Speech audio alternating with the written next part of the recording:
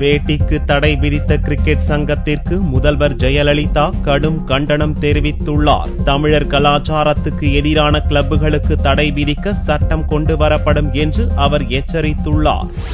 தமிழக சட்டசபையில் புதனன்று கேள்வி நேரத்திற்கு பின்னர் முதல்வர் ஜெயலலிதா 110 விதியின் கீழ் ஒரு அறிவிப்பை வெளியிட்டார். கடந்த 11ஆம் தேதி தமிழ்நாடு கிரிக்கெட் அசோசியேஷன் கிளப்பில் வேட்டி கட்டி வந்த உயர்நீதிமன்ற நீதிபதி அரிபரந்தாமன் மற்றும் மூத்த வக்கீல்களுக்கு அனுமதி மறுக்கப்பட்டதற்கு ஜெயலலிதா கடும் கண்டனம் தெரிவித்தார். இது தொடர்பாக விளக்கம் கேட்டு நோட்டீஸ் அனுப்பி வைக்கப்பட்டுள்ளதாகவும் இதற்கு நிரந்தர தீர்வு காணும் வகையில் சட்டம் கொண்டுவரப்படும் என்றும் முதல்வர் அறிவித்தார்.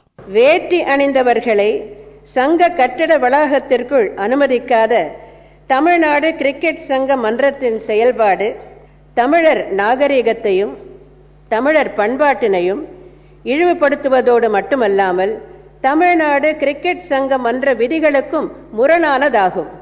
இது ஒரு சார்ட்டோரியல் டெஸ்போட்டிசம், அதாவது உடை தொடர்பான எதேச்சதிகாரம் ஆகும். இது குறித்து தமிழ்நாடு கிரிக்கெட் சங்க மன்றத்திற்கு விளக்கம் கேட்டு ஒரு கடிதம் அனுப்புமாறு தமிழ்நாடு அரசின் சங்கங்கள் பதிவாளருக்கு நான் உத்தரவிட்டுள்ளேன். தமிழர் உடையான வேட்டி அணிந்து வருவதற்கு தடை விதிக்கும் இதுபோன்ற நடைமுறை சென்னையில் உள்ள சில கிளப்புகளில் உள்ளதாக தகவல்கள் வருகின்றன.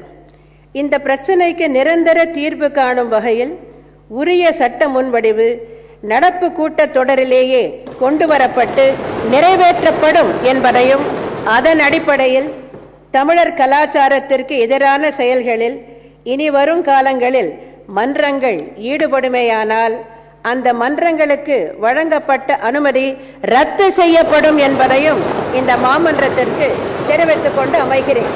திமுக ஆட்சி காலத்தில் இப்பிரச்சனை வந்தபோது அப்போதைய முதல்வர் கருணாநிதி, துணை முதல்வர் ஸ்டாலின் ஆகியோர் எவ்வித நடவடிக்கையும் எடுக்கவில்லை என்றும் ஜெயலலிதா சுட்டிக்காட்டினார். முதல்வரின் இந்த அறிவிப்புக்கு தேமுதிக, திமுக உள்ளிட்ட அனைத்து கட்சியினரும் வரவேற்பு தெரிவித்தனர். இதைத் தொடர்ந்து நெடுஞ்சாலைகள், சிறு துறைமுகங்கள், இளைஞர் நலன் மற்றும் விளையாட்டுத்துறை மானிய கோரிக்கை மீதான விவாதம் நடந்தது.